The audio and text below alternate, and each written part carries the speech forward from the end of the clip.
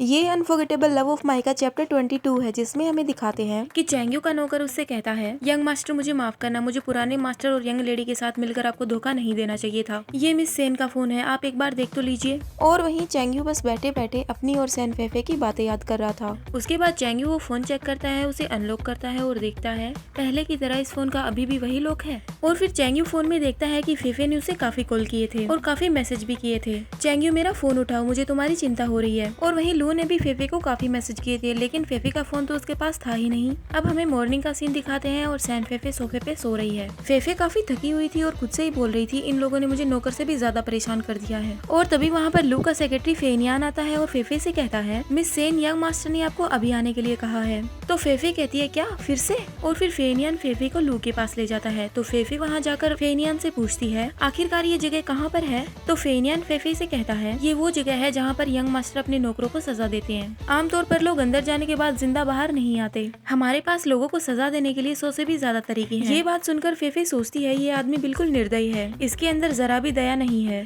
और फिर फेफे दरवाजा खोलती है और अंदर लू के पास चली जाती है। लू सामने ही सोफे पर राजा की तरह बैठा हुआ था। और तभी वहाँ पर किसी के कदमों की आवाज आती है कि कोई अंदर आ रहा है। और फिर दरवाजा खुलता है और हमें दिखाते हैं कि वो चैंग्यू था। चैंग्यू को काफी पीटा गया था और उसे खून भी आ रहा था। फेफे चैंग्यू को ऐसे देखकर काफी डर जाती है और कहती है, चैंग्यू। और फिर फेफे भागकर चैंग्यू के पास जाती है और कहती है, चैंग्यू तुम्हें क्या हुआ, तुम ठीक तो हो ना? और फिर चैंग्यू बोलने लगता है फेफे और उसे खांसी आने लगती है क्योंकि उसे काफी पीटा गया था। और फिर बोलता है, आखिरकार मैंने तुम्हें ढूंढ ही लिया। फेफे रोने लगती है और चैंग्यू से कहती है, तुम बोलो मत, मुझे पता है तुम्हें दर्द हो रहा है, तुम चिंता मत करो, मैं तुम्हें यहाँ से बचा लूंगी।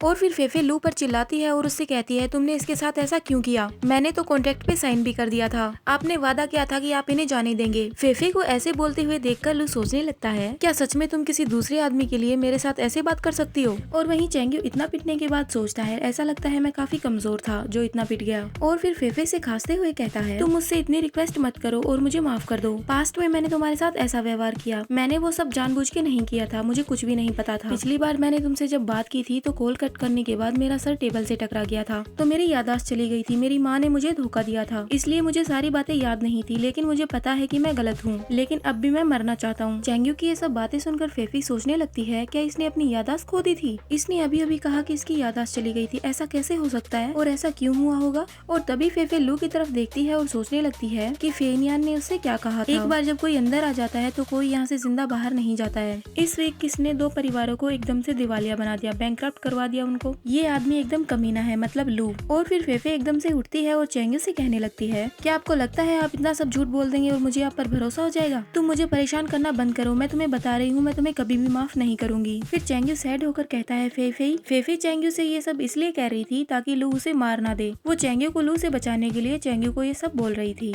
और फिर फेफे लू के पास जाकर बैठ जाती है और उसे हक करते हुए चैंग्यू से कहती है, अब मैं इसे पसंद करती हूँ, ये तुमसे भी ज्यादा हैंडसम है, तो तुम बीच में आकर हमारे रिलेशन को और खराब मत करो। चैंग्यू को ये सब सुनकर काफी दुख होता है और वो रोते हुए फेफे से कहता है, ऐसा नहीं है, तुम अभी भी मेरी चिंता करती हो, तुम मुझसे झूठ बोल रही हो, तुम मुझे देखकर रो रही थी और तुम्हारे आंसू भी आ रहे थे। तुम मेरे साथ वापस चलो, हम सब कुछ फिर से स्टार्ट करते हैं, ठीक है? और ये सब देखकर लू को गुस्सा आ रहा था और फेफे चैंग्यू को बचाना चाहती थी। फिर फेफे लू को गाल पे किस करती है चैंग्यू को दिखाने के लिए और फिर कहती है, क्या तुम अब मेरी बात समझ रहे हो? अब मुझे परेशान मत करना। और वहीं लू चिढ़ रहा था कि फेफे ने उसके गाल पे किस किया, तो लू फेफे को पकड़ता है और उसे किस करने लगता है लिप्स पे। और वहीं चैंग्यू चिल्लाकर फेफे के पास आना चाह रहा था, तो बॉडीगार्ड उसे पकड़ लेता है। तो वहीं चैंग्यू चिल्लाकर लू से कहता है, तुम उसे जाने दो, मैंने कहा तुम उसे छोड़ दो। और ये चैप्टर यहीं पे खत्म होता है। Hope you like this video. Bye bye.